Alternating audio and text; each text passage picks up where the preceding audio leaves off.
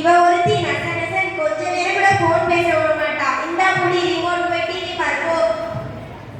சரிம்மா. ஐயா ஜாலி. அம்மாவே மனசா போயிடான்னு சொல்லிட்டாங்க. இப்ப நம்ம டிவில பொம்மை படம் பார்க்கலாம். இப்படி ஒரு அம்மா கிடைக்க நீ கொடுத்து வச்சிருக்கணும். சிஃபானா என்னங்க கொஞ்ச நேரம் கூட போன் பேச விட மாட்டீங்களா? எதுக்கு பிள்ளைங்கள இப்போ ஃபோனை கீழே வைக்க போறீங்க இல்லையா? சரிம்மா, நான் அப்புறம் போன் பேசுறேன். உங்களுக்கு என்னதான் வேணும்? கொஞ்ச நேரம் கூட என்னால் நிம்மதியா போன் பேச முடியாதா? எதுக்கு பிள்ளைங்கள மனசா கற்பல? அதுவா, அவ ஸ்கூல்ல எக்ஸாம் இருக்கு. அவ ஸ்கூலுக்கு போனா மசாக் போனா சரியாவே படிக்க மாட்டேங்கிறா.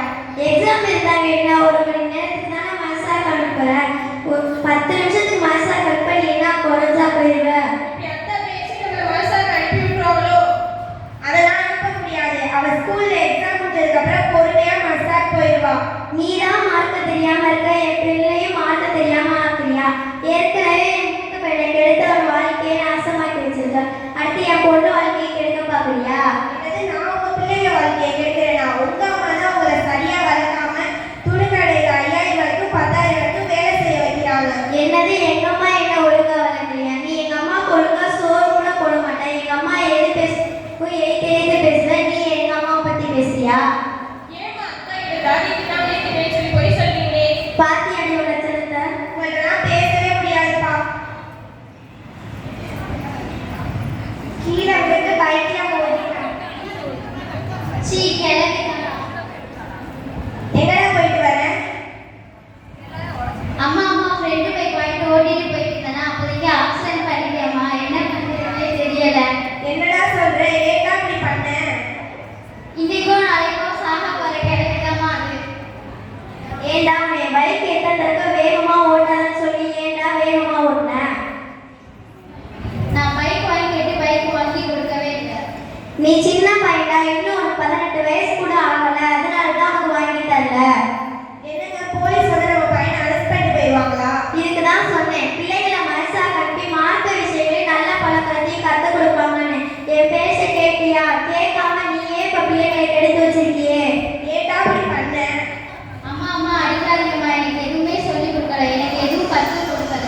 ஏன்டா, நீ கேட்ட எல்லாத்தையுமே நான் வாங்கி கொடுத்தோம்ல, அப்புறம் ஏன்டா அப்படி பண்ற? நான் சின்ன பிள்ளைய கேட்டதெல்லாம் வாங்கி கொடுத்தீங்க. ஓடுற காரு, பறக்கிற காரு, ரிமோட் காரு, அழகான ட்ரெஸ்ஸு. இப்போ பைக் வாங்கி கேட்டால் பைக் வாங்கி கொடுக்க மாட்டீங்க. பைக் வாங்கி கொடுக்கலன்னா இப்படி தான் பண்ணுவேன். வாயை மூடுறா. தப்பு பண்ணது இல்லாம திமிரா வேற பேசுற.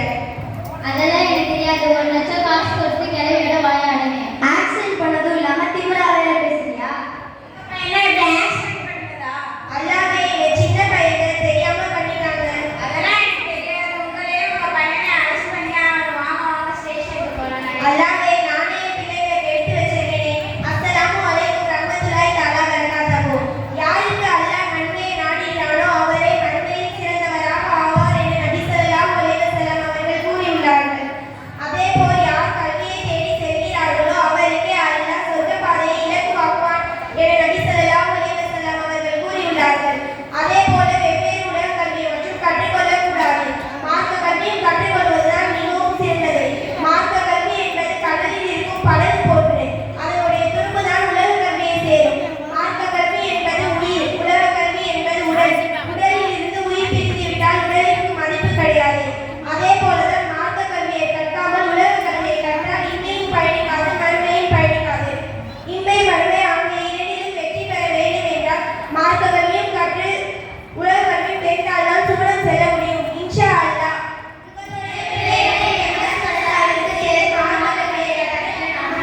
உங்களை பார்ப்பதற்கு எல்லாம் வல்ல அல்லாஹ் தஆலா தௌஃபீக் செய்வானாக. ஆமீன். அஸ்ஸலாமு அலைக்கும் ரஹ்மத்துல்லாஹி தஆலா பரகாத்துஹு. இஸ்லாம் ரஹ்மத்துல்லாஹி தஆலா பரகாத்துஹு. சின்ன வயசுல எப்படி எல்லாம் சேட்டை செய்யாம இருந்து எம்எஸ் மாஸ்டர் வந்து ஒழுக்கத்தோடு உயர்வடைய செய்யற என் மாணவியருக்கு ஜஸாக்கல்லாஹ் கசீரா.